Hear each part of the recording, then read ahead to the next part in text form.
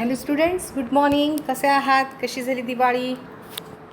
आज सकाळी आपली परीक्षा पण झाली. सेकंड युनिट टेस्ट आपली झाली, बरोबर? कशी होती युनिट टेस्ट? आले का तुम्हाला क्वेश्चन सॉल्व करायला? Holding company compare to other topic थोडंसं टफ आहे, बरोबर? वेळ उरला तर मी आणखी प्रॉब्लेम तुमचे घेणारच आहे, म्हणजे घेणारच आहे, 100% घेणार आहे. Today we will start our last chapter. आपण आज लास्ट चॅप्टर आपला सुरू करतो आहे. Last unit, 4th unit start करणार आहोत. ते आहे व्हॅल्युएशन ऑफ शेअर्स. काय आहे 4th युनिटचं नाव आपलं? Valuation of shares. किती युनिट पाहिले आपण? 4 युनिट पाहिले, बरोबर? पहिल्या युनिटचं नाव काय होतं? अकाउंटिंग स्टँडर्ड, बरोबर? सेकंड युनिट काय होतं? बँकिंग कंपनीज फायनल अकाउंट होतं, बरोबर? थर्ड होतं होल्डिंग कंपनी. आणि आता 4th युनिट आहे व्हॅल्युएशन ऑफ शेअर्स. पूर्ण ही सेमिस्टर आपली काय झालेली आहे की कोविडमुळे ऑनलाईनच आपण सगळं शिकलेलो आहोत. खरं तर अकाउंट हा ऑनलाईन शिकण्याचा विषय नाही, पण आता काय आहे, नाईलाजाने आपल्याला ऑनलाईन अकाउंट शिकावं लागतं आहे. आता तुम्हाला कितपत समजलं आहे कितपत नाही हे मलाही समजू शकत नाही. जे आहे ते आपण आता पुढे चालत राहायचं आहे, ठीक आहे? आता ह्या टॉपिकचं नाव काय आहे? Valuation of shares. आता शेअर्स म्हणजे काय हे तर तुम्ही शिकलात, 11वीपासून आपल्याला माहिती आहे शेअर्स म्हणजे काय आहे. आणि आता त्याचं व्हॅल्युएशन आपल्याला करायचं आहे, बरोबर? आता हे व्हॅल्युएशन हे काय आहे? व्हॅल्युएशन ऑफ शेअर ही खरं तर खूप कॉम्प्लिकेटेड प्रोसेस आहे, but it is a necessary process. Okay, so valuation means काय? तो valuation is the process of deciding economic values of particular unit of goods, things or services, बरोबर? Process आहे valuation करायचं. त्याचं किती अमाऊंट किती असेल, व्हॅल्युएशन म्हणजे काय की त्याची किंमत किती असेल हे आपल्याला डिसाईड करायचं. ही प्रोसेस आहे. It is needed on many occasions for different purposes. वेगवेगळ्या हेतूनी, वेगवेगळ्या कामासाठी आपण काय करत असतो? हे व्हॅल्युएशन करत असतो. Valuation means to decide value, बरोबर? म्हणजे आपण या युनिटमध्ये आपण काय शिकणार आहोत की शेअर्सची व्हॅल्यू डिसाईड करणार आहोत. So valuation of shares is done in different situation for different purposes. वेगवेगळ्या पर्पजेससाठी आपण व्हॅल्युएशन करत असतो. It is one of the most complexing problems in business situation. अवघड आहे व्हॅल्युएशन करणं. खरं तर काय आहे की खूप कठीण काम आहे, पण ते आपल्याला करावं लागतं. कसं करावं लागतं? The company fix the face value of shares but the actual price may differ depending upon nature and type of circumstances. Company काय करते की फेस व्हॅल्यू जी आहे शेअरची ती फिक्स करते, पण ॲक्च्युअल प्राईस मात्र काय असते? ही डिफरंट असते. ही कशावरती डिपेंड असते? Nature and type of circumstances, बरोबर? आता पुढे काय आहे की all the shares are not quoted on the stock exchange. आता आपल्याला काय करायचं आहे? आपल्याला व्हॅल्युएशन ऑफ शेअर करायचं आहे. आणि मग हे करत असताना आपण काय करणार आहोत की आपल्या शेअर्सची रजिस्ट्रेशन, आपल्या शेअर्सची नाव नोंदणी स्टॉक एक्सचेंजमध्ये करणार आहोत. पण आपण सगळ्याच शेअर्सची नोंदणी किंवा रजिस्ट्रेशन स्टॉक एक्सचेंजमध्ये करत नाही. Shares of private companies are not quoted in stock exchange. खूप इम्पॉर्टंट स्टेटमेंट आहे, लक्षात ठेवा की प्रायव्हेट कंपनीचे शेअर्स हे स्टॉक एक्सचेंजमध्ये रजिस्टर होत नाहीत, नोंदणी केले जात नाहीत. ओके, बरं. मग पुढे काय आहे की valuation of share is required for transfer of shares in private companies and of other unquoted shares. मग केव्हा गरजेचं असतं व्हॅल्युएशन ऑफ शेअर? की प्रायव्हेट कंपनीचे शेअर्स, अनकोटेड शेअर्स आपण दुसऱ्या कंपनीला जेव्हा आपण ट्रान्सफर करणार आहोत तेव्हा त्याचं व्हॅल्युएशन, त्याचं मूल्य ठरवणं आवश्यक असतं. आता काय आहे की वेगवेगळ्या परिस्थितीत, वेगवेगळ्या कारणांसाठी लोक शेअर्स खरेदी करतात, बरोबर आहे की नाही? There are different motives for which the shares are purchased. First काय आहे? Speculation motives.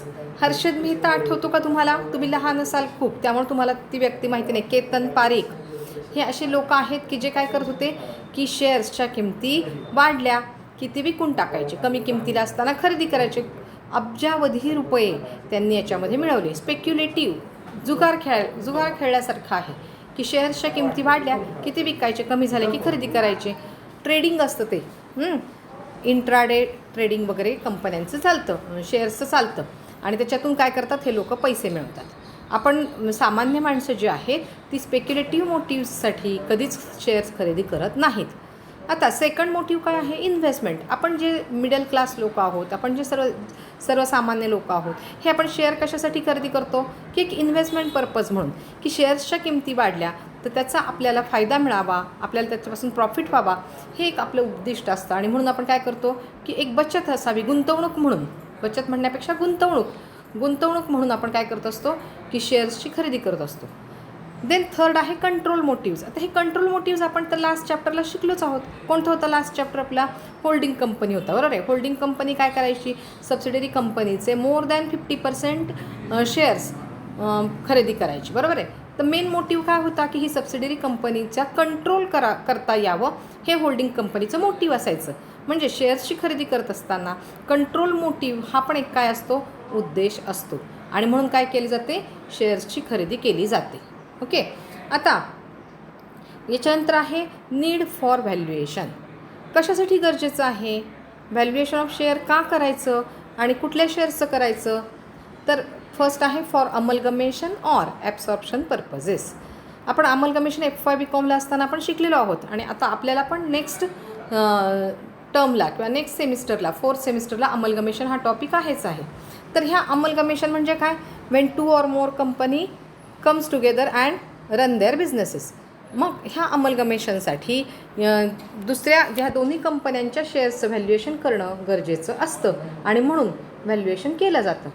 देन सेकंड आहे excise duty, gift tax paid करण्यासाठी आपल्याला व्हॅल्युएशन करावं लागतं शेअर्सचं. Then for acquisition of controlling share in a company, होल्डिंगमध्ये आपण पाहिलेलं आहे.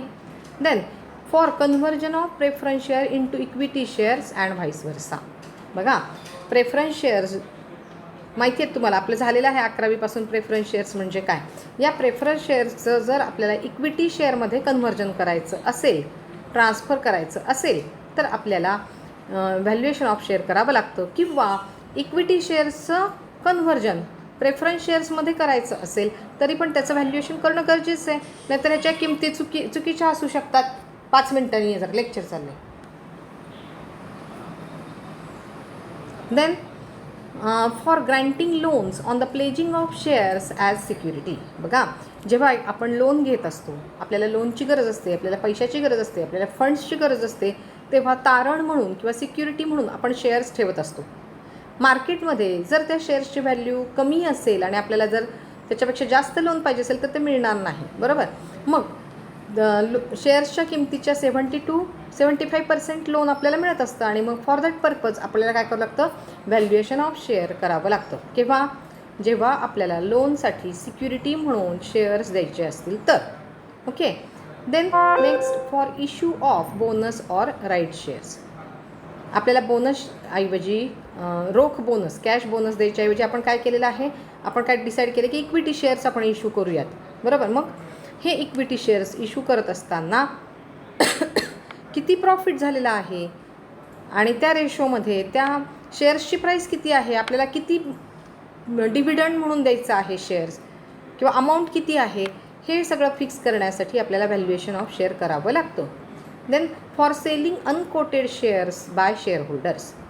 ज्या शेअर्सची मार्केटमध्ये, शेअर मार्केटमध्ये रजिस्ट्रेशन नाही, अनकोटेड आहेत, ते आपल्याला काय करायचं आहे? शेअर होल्डर्सना विकायचे आहेत, तेव्हा त्याचं व्हॅल्युएशन करणं गरजेचं असतं. And for discharge of debts and liabilities आपल्याला व्हॅल्युएशन करावं लागतं. लक्षात येते? बरं, 1 मिनिट. किती मिनिटाचा झाला व्हिडिओ? ठीक आहे, कंटिन्यू करूया आपण. बघा, आता मी काय सांगितलं तुम्हाला? व्हॅल्युएशन ऑफ शेअर्स म्हणजे काय, मिनिंग आपण पहिल्यांदा पाहिलं, बरोबर. मग ते का गरजेचं असतं, कोणकोणत्या सिच्युएशनमध्ये आपण व्हॅल्युएशन करतो हे पाहिलं. नीड फॉर व्हॅल्युएशन आपण डिस्कस केलं. आता नेक्स्ट पॉईंट आहे फॅक्टर्स ॲफेक्टिंग व्हॅल्युएशन ऑफ शेअर्स. मग व्हॅल्युएशन ऑफ शेअर्स करत असताना कोणते वेगवेगळे फॅक्टर्स आहेत जे त्याच्यावरती इफेक्ट करत असतात. तर फर्स्ट काय आहे? The demand and supply of shares. मार्केटमध्ये त्या शेअर्सना असणारी डिमांड. आता ही कशी असते बघा, रिलायन्स कंपनी आहेत, मोठ्या कंपन्या आहेत, रेप्युटेड यांच्या शेअर्सना खूप डिमांड असते आणि सप्लाय त्या मानाने कमी असतो आणि त्यामुळे काय होते, त्या शेअर्सची व्हॅल्यू वाढत राहते. बरोबर आहे की नाही? म्हणजेच काय आहे की demand and supply of shares affecting the valuation of shares. जसं भाजी मार्केटमध्ये असतं सेम वे आहे. ज्या कंपन्यांच्या शेअर्सना खूप चांगली डिमांड आहे त्यांची प्राईस काय नेहमी ती हाय राहते. Net asset backing of the company. Net asset म्हणजे काय की ॲसेट्स ज्या आहेत त्या ॲसेट्समधनं कंपनीच्या लायबिलिटी मायनस केल्या, ज्या काही द्याव्या लागणाऱ्या लायबिलिटीज आहेत त्या लेस केल्या तर काय येते, नेट ॲसेट.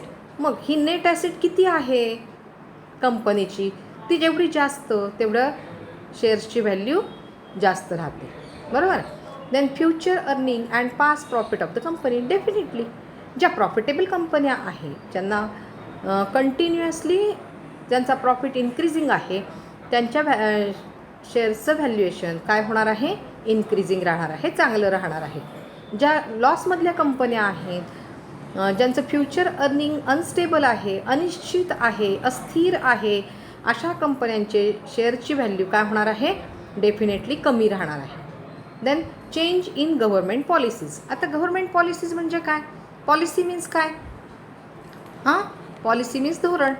जे काही तुमचे ऑब्जेक्टिव्ह तुम्हाला फुलफिल करण्यासाठी जी काही स्ट्रॅटेजी ठरवली जाते that is non as policy. आता गव्हर्मेंटच्या वेगवेगळ्या पॉलिसी असतात.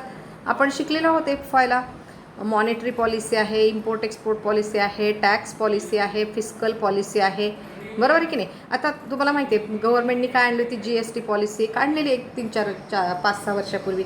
त्याच्यामुळं काय झालं की खूप साऱ्या ट्रान्झॅक्शनवरती इफेक्ट झाला. बरोबर आहे की नाही? म्हणजे काय आहे की समजा गव्हर्मेंटने टॅक्स इन्क्रीज केला, काय होतं, शेअर्सच्या व्हॅल्यू पण काय होतात त्या प्रमाणात कमी जास्त होत राहतात. लक्षात आलं? म्हणजे government policy also affects on the valuation of shares. Then condition of stock market. तुम्ही रोज वाचता का शेअर मार्केटचं काय आहे, शेअर मार्केटची परिस्थिती कशी आहे, खूप तेजी आहे, खूप मंदी आहे वगैरे प्रकार चाललेले असतात. मग हे स्टॉक मार्केट जर तेजीमध्ये असेल तर शेअर्सची व्हॅल्यू काय होते, आपोआप इन्क्रीज होते. या उलट जेव्हा शेअर मार्केटमध्ये मंदी असेल तेव्हा शेअर्सच्या किमती पण काय होतात, कोसळत राहतात. लक्षात आलं? The economic condition of the country. आता इकॉनॉमिक कंडिशन काय असेल कंट्रीची, तुम्हाला सांगितलं तुम्ही ट्रेड सायकल असते. बरोबर. ह्या ट्रेड सायकलला 2 व्हील असतात. एक असते बूम आणि एक असतं रेसेशन. 2 व्हील कोणते आहेत, एक बूम आहे आणि एक रेसेशन आहे. जेव्हा बूमची कंडिशन असते, तेजीची परिस्थिती असते, तेव्हा सगळ्या वस्तूच्या किमती काय होत असतात, इन्क्रीज होत असतात आणि ऑब्व्हियसली शेअरच्या किमती पण काय होतात, इन्क्रीज होत असतात. आणि जेव्हा कंट्रीमध्ये रेसेशन चालू असेल, मंदीची स्थिती चालू असेल, तेव्हा काय होतं की सगळ्या वस्तूच्या किमती कमी होतात आणि ऑब्व्हियसली शेअर्सच्या पण प्राइसेस काय होतात, डिक्रीज होत असतात. म्हणजेच काय आहे की economic condition of the country. तर इकॉनॉमिक कंडिशन ही काही एकसारखी नसते. It depends on so many factors. देशाच्या आर्थिक स्थितीवरती परिणाम करणारे अनेक सारे घटक असतात. पॉलिटिकल घडामोडी असतात, सरकार बदललं, सरकारच्या पॉलिसी बदलल्या, काही बॉम्बस्फोट झाला, मॅनमेड काही पूर आला, बरोबर, सुनामी आली, अर्थव्यवस्था बदलत असते आणि मग त्याचा परिणाम आपल्या शेअर्सच्या व्हॅल्युएशनवरती होत असतात. Then proportion of internal and external liabilities. काय आहे, इंटरनल लायबिलिटीज किती आहेत, एक्सटर्नल लायबिलिटीज आपल्या कंपनीच्या किती आहेत आणि त्याचा रेशो काय आहे, यानुसार पण शेअर्सच्या व्हॅल्यूवरती फरक पडत असतो. Risk factor inherent in the nature of business. Business कसा आहे, रिस्की आहे का, रिस्क फॅक्टर किती आहे.